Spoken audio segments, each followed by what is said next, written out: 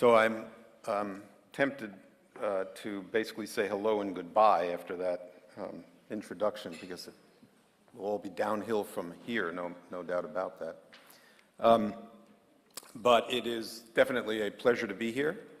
I expect that after lunch we'll get some more people wandering in over time, and some people will be falling asleep because it's after lunch. But yes, I came here yesterday. I noted that my visit is going to coincide with that of Jared Kushner's visit here.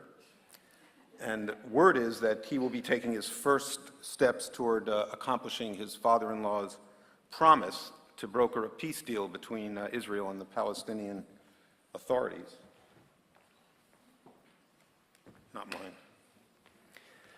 Once he completes that simple task, I'm hoping to enlist his help in a much more challenging effort, and that is to get Apple to acknowledge the debt it owes Qualcomm for helping it become the most profitable company in the world in less than 10 years, following its entry into the mobile communications market.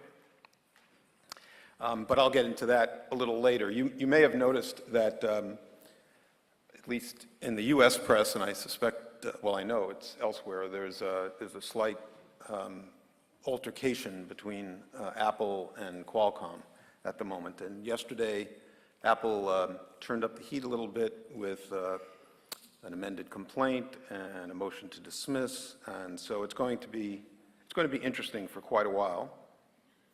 But as I said, I'll get to more on that a little later. I've been asked to give you the inside look at life in a Fortune 500, basically for an in-house counsel, but I'm basically going to tell you what life is like for a general counsel. Actually, I'm not sure I'm going to actually tell you that. I'm just going to talk to you about my experiences. Now, this room knows well that I'm somewhat constrained by a lot of things, including obligations of confidentiality, privilege, considerations of not revealing the business's strategic thinking, my legal thinking, negotiation strategy. But other than that, I'm going to try to tell you what life is like. And I would suggest that my experience, I think you'd agree, seems to be reasonably representative of someone who is qualified to speak on the subject. I've been general counsel, as indicated, at 3 companies. I've been in-house counsel for my entire career. I joined IBM at the time that IBM would only recruit new attorneys. They were building an in-house law firm from graduating law school classes. They did not hire other than that. So I had a choice. If I wanted to work at IBM, I could go, or I could go someplace else, but I would not get another opportunity there. And it's not like I was craving a job at IBM, but I had been told that it might be a good place to learn the skills of legal practice in a unique business environment.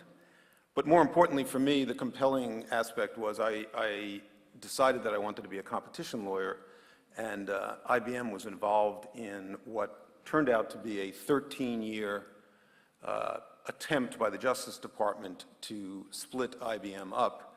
It was filed in 1969 and ultimately dismissed as without merit by the 4th antitrust chief of the Justice Department in 1982. That's 13 years later, with 6 years of trial.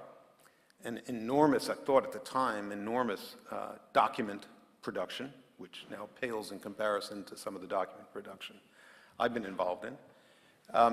And it's funny because there's so much of the story that I could tell that falls into the category of things that come around again and again and again. It's a full circle, and I've seen it for a long time. So issues that you may think are interesting and new and unique, chances are I probably looked at 25, 30 years ago. They just keep coming around. Now, that's not to say we don't learn anything, but it is to say that, that the more things change, the more they stay the same. I think my experience at IBM was probably not a typical one. certainly not at the time, and probably still to this day is somewhat atypical for an in-house department. And it's a shame, in a sense, because as I look around today and I look at people's experiences, I don't see a lot of people who have a breadth of experience in a whole slew of issues and concerns of a modern-day business, especially a multinational business. And it turned out I made the right decision, I think, when I went there, because in addition to being able to get involved in competition matters, by the way, that was my goal, and I went there eagerly to the corporate headquarters my couple of months out of law school, and I was told that I would now do SEC filing work. And so for a year, I had nothing to do with antitrust or competition law, and I learned the corporate trade.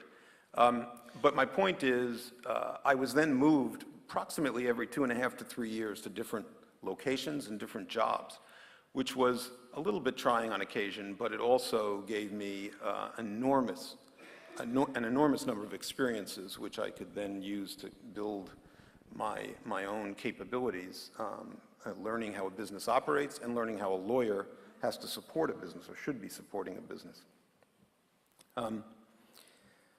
I spent the first 15 years or so doing all kinds of things. I was learning skills in corporate law, as I said, in contract negotiation, antitrust, intellectual property, including copyright, patents, trade secret work. I did internal investigations.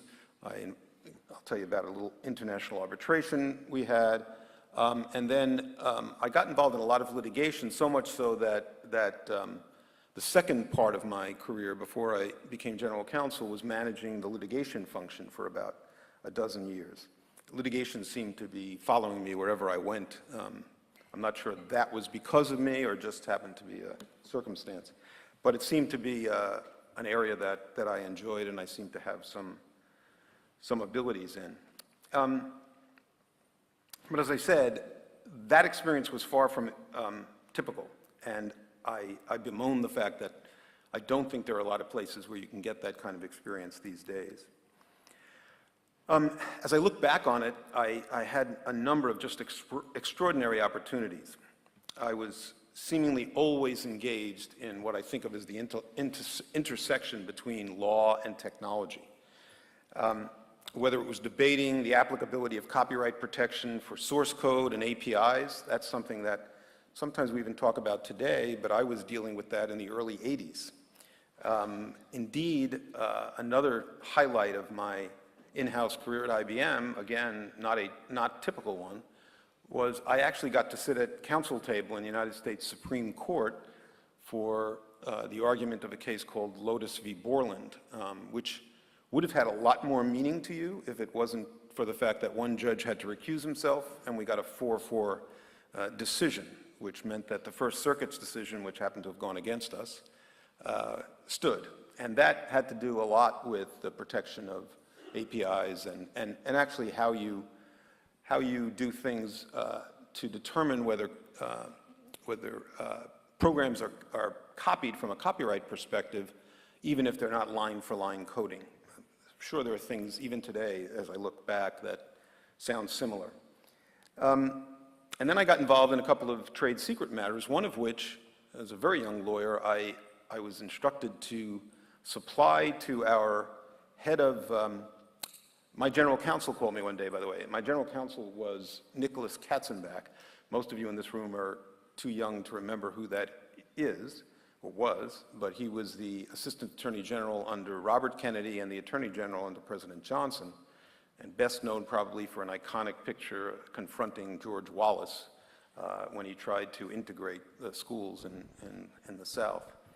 And so he called me one day and said, "You're going to be requested by our internal security people and some FBI agents to supply them with various things under development in your laboratory." I was working in a development laboratory and a plant. I was doing, again, interesting legal work, nothing to do with corporate matters, really local kinds of things.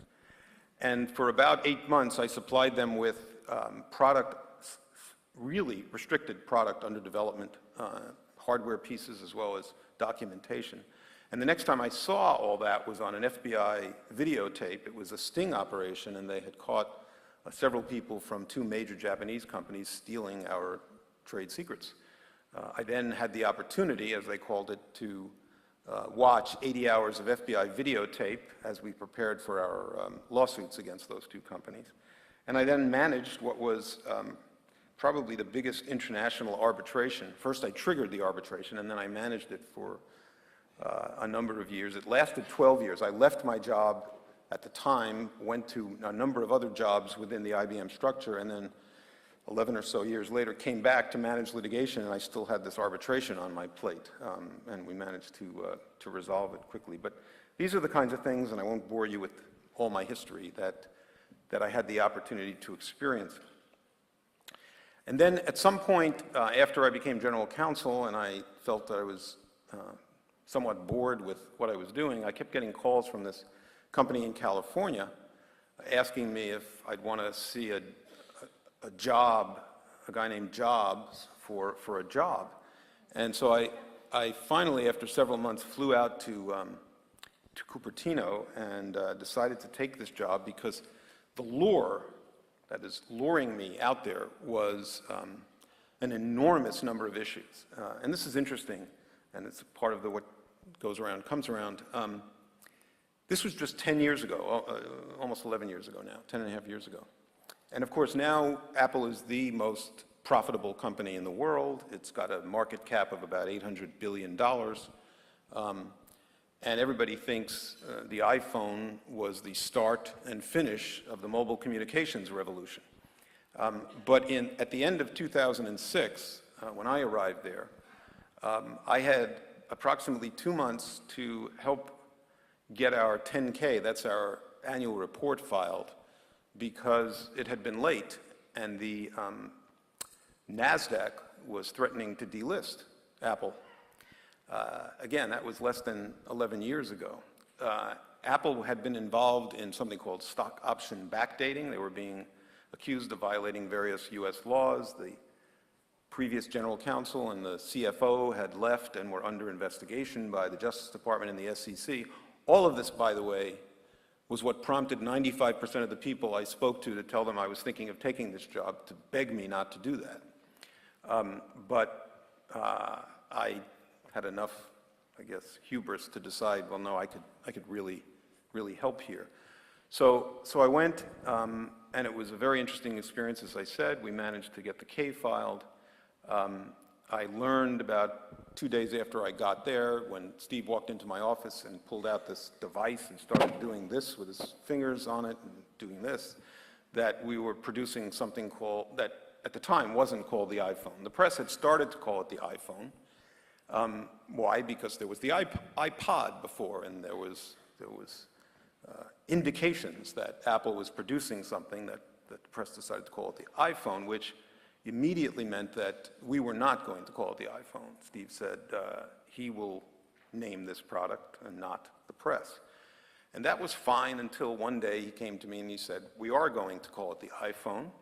And I said, well, there's only one problem with that. There's a trademark that's registered in the United States by another company called Cisco.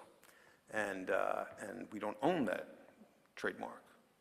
And his response was, that's okay, just get it done. Which is one of the things that made him so effective, by the way. He did that to engineers, too, when they said it's physically impossible. And he said, yeah, just get it done.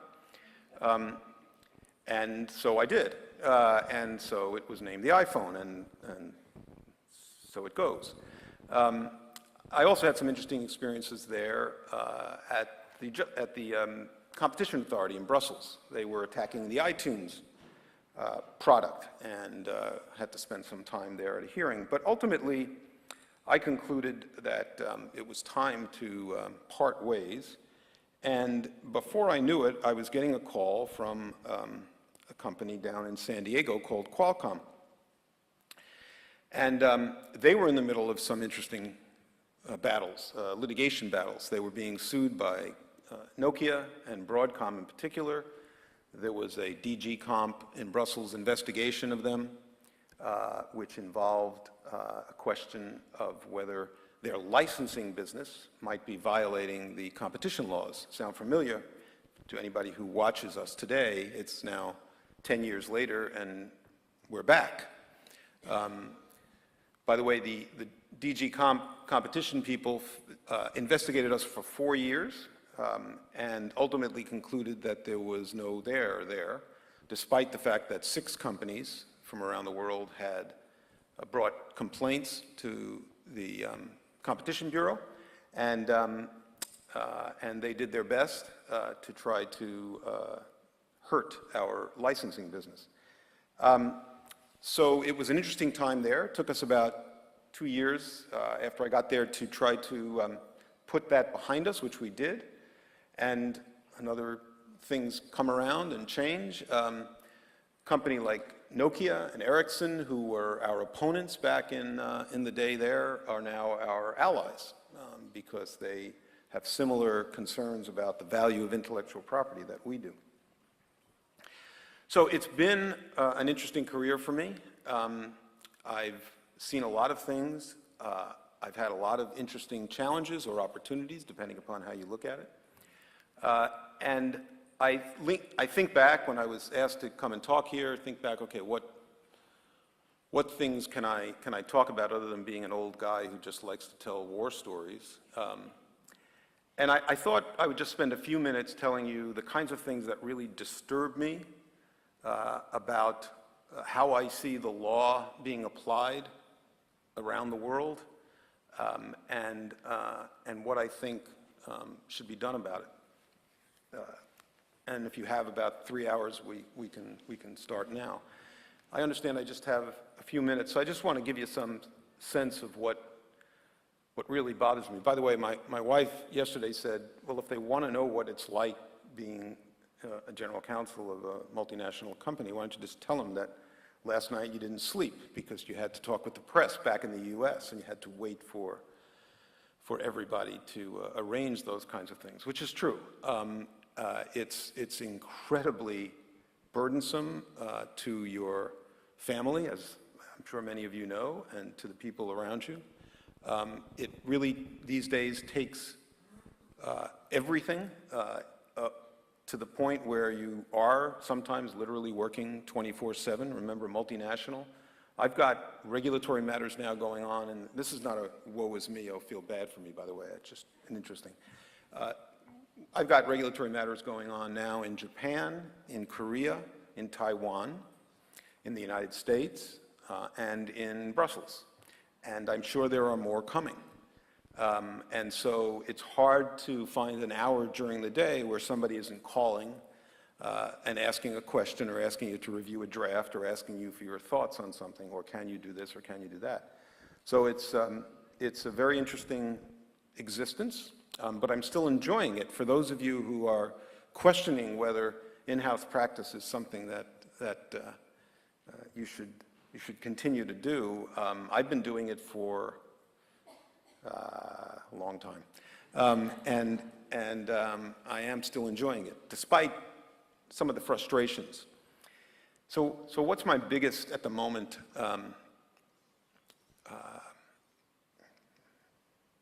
complaint? And it's regulation. And I know it's easy these days to talk about over-regulation, or we should just stop regulating. I mean, there are those on the side of saying there's been way too much regulation. It's moved all the way over. The pendulum has swung, and we've got to stop it. And I'm not a person who opposes regulation. I think regulation has its place. I think it's important in some important respects. But I find that regulatory bodies pretty much everywhere have gone beyond what their mission was and should be, and have become a number of things, including policing agencies, including very, unfortunately, non-objective viewers of the facts or the narratives that they hear. They've become, as they used to like to say in Europe, instrumentalized by a bunch of commercial interests. And you can just take my word for it, you don't have to. I would be saying this, frankly, even if we weren't, at the moment, we in Qualcomm, being investigated and being involved with so many regulatory bodies around the world. I've developed this view over time, and I have to say, it's not as if things have changed dramatically all of a sudden.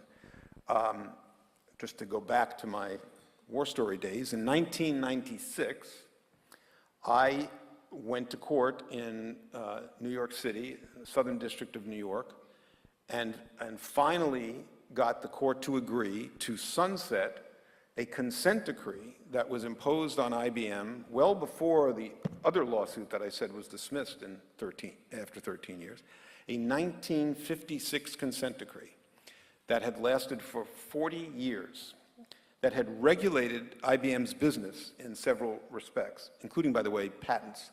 And it took 40 years to finally get the Justice Department regulatory body to agree to do away with that decree. And so, yeah, things have been tough for a long time when it comes to certain regulatory lack of constraint. But now what I find, when I started competition law and really concerning myself with it, there were really two jurisdictions that I had to really understand well. One was the United States, and the other was Europe. Those were the two places where competition law was important. Somebody's saying three, maybe, but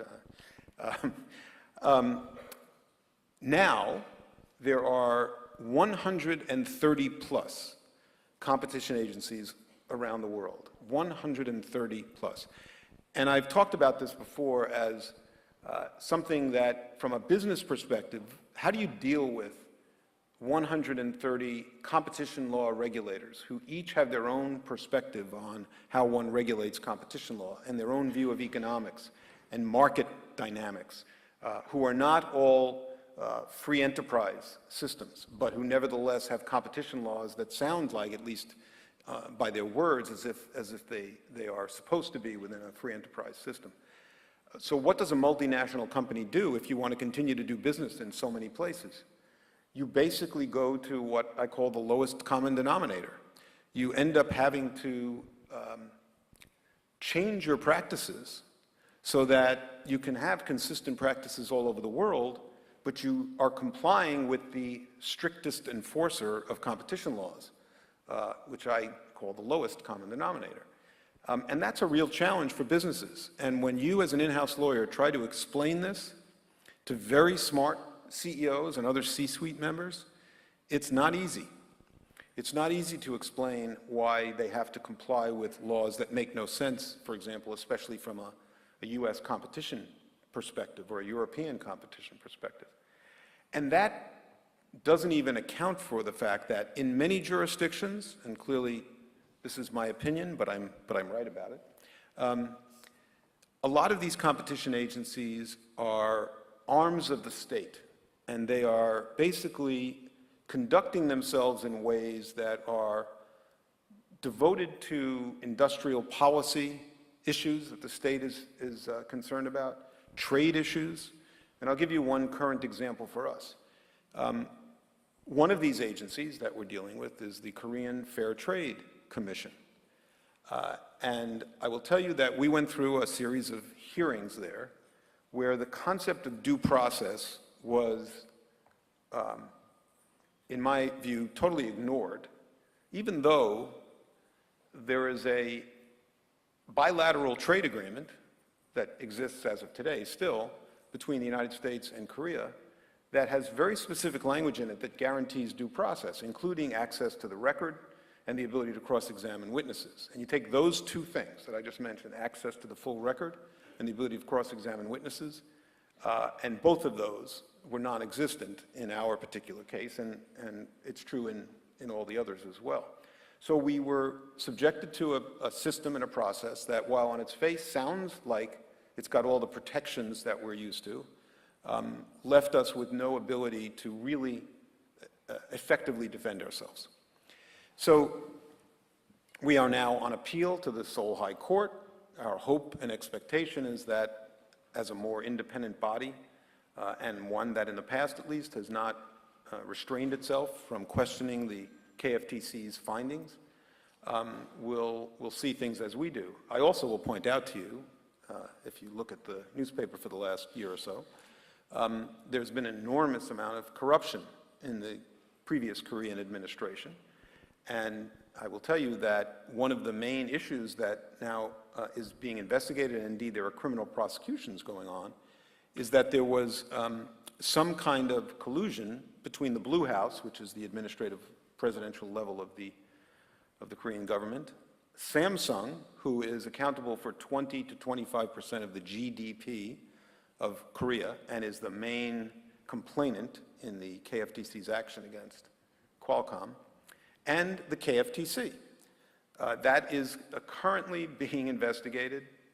As I said, criminal prosecutions are being conducted. And at the same time that collusion was going on, they were working on our hearing.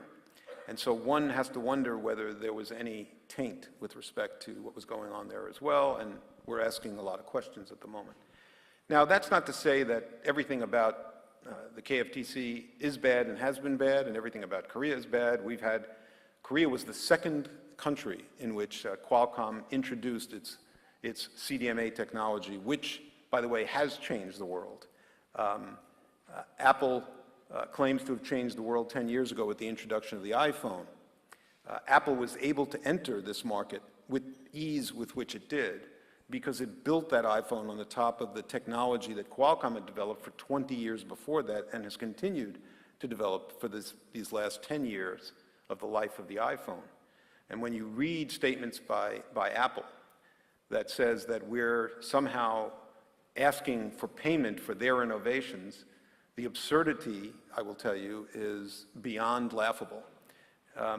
I can't, unfortunately, spend the time, as I said, if you gave me 3 hours, I could, describing to you the technological advancements that Qualcomm has made in this industry over the last 30 years, and how companies like Apple have thrived on that technology and our licensing program, which share the technology and the tens of thousands of patents that we have on the inventions we hold in the device.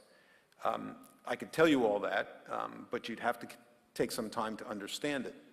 So I'll ask you to take my word for it. And when you read statements by Apple and others, and there's just a few, it's just Apple, Samsung, Intel, and a company called MediaTek, you'll hear a lot of these statements about the lack of innovation on our part and the incredible innovation on theirs. But indeed, the exact opposite is true. We have been innovating, we continue to innovate, and ultimately we're going to win that battle. So I've drifted a little bit because I'm not used to talking in 25-minute increments, and I know the clock has run out, and I don't know whether I'm allowed to open the floor for any questions, but I'm happy to stop here or open the floor. If you have time, maybe one or two questions. Sure. Yes, sir.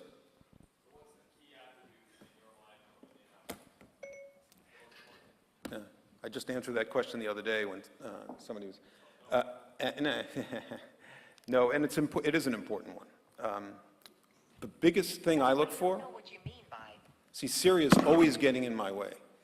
Still, the biggest thing I look for is somebody with good judgment, and I don't usually somebody with good judgment has a lot of other great qualities associated with her or him. And, but there's nothing that substitutes for good judgment. You can learn a lot, you can read a lot, you can have a lot of experiences, but I've seen it over and over again. Really smart people make bad judgments. So I like to know that the people who are working for me can make good judgments on their own. The best thing for me, and has been for a long time, is to hire really smart people, but people who have the ability to make good judgments on their own. That's not to say I leave them on their own all the time. I try to be there to help. But the best senior people that work for me are the ones I don't have to wonder about or ask a lot of questions of.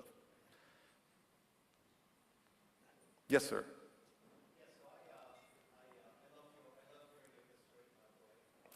It's because you look, maybe you're about as old as I am, so maybe that's why. Okay. Thank you.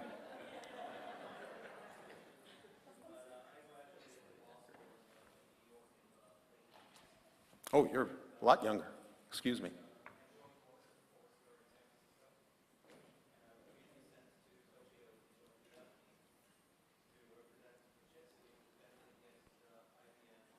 Notice I didn't mention the name. I only said.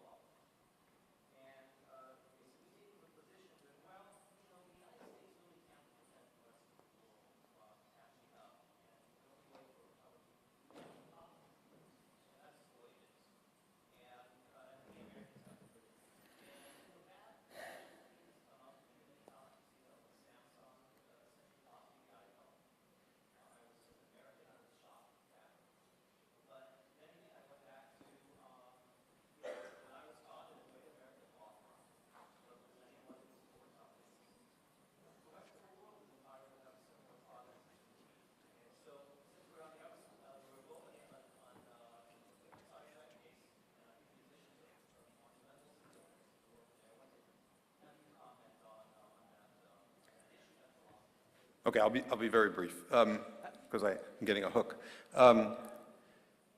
So I think what you're saying is they should be permitted to copy because there's no alternative to copying. No, yeah, yeah.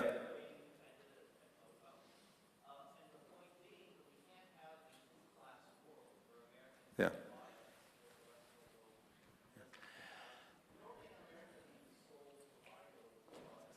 Okay. Okay, so just quickly. Yeah, I'm sorry. Not the whole thing.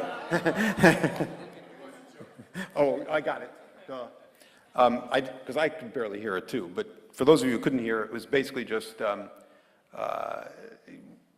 with America being so far ahead on technology, I'll say, others can't compete in the rest of the world, so they have no choice but to copy, to take what already exists.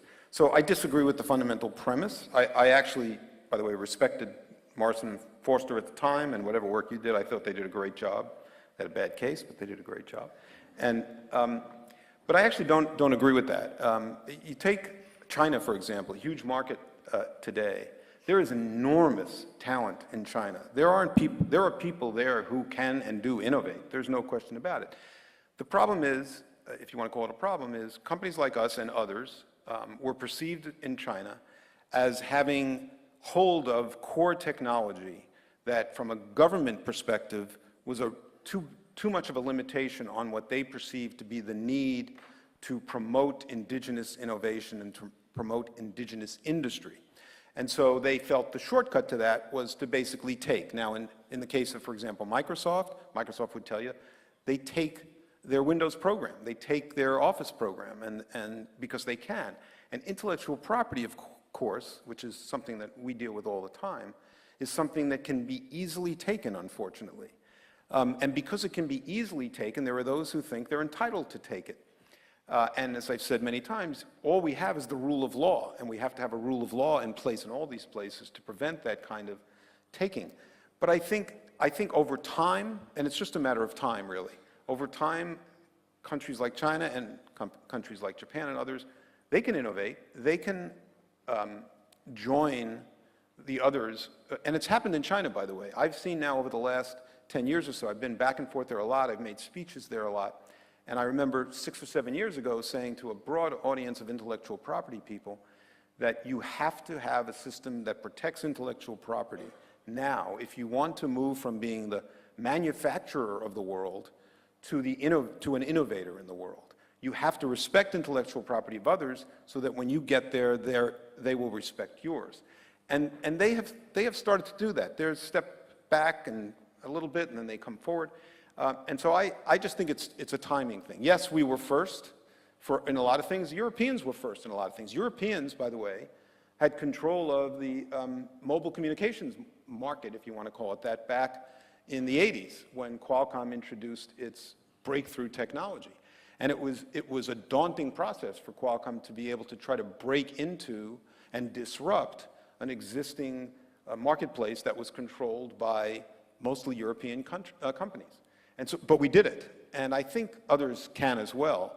But I also urge people everywhere not to use as an excuse, even if they can't, not to justify the taking of property rights, not to justify the devaluation of property rights, in this case intellectual property.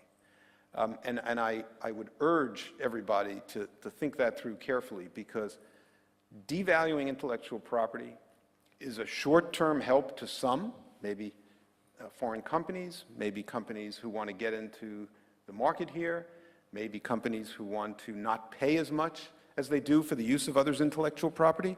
That's a good short-term commercial interest for those companies, and maybe one company I have in mind will continue to grow the profits beyond 90% of the industry.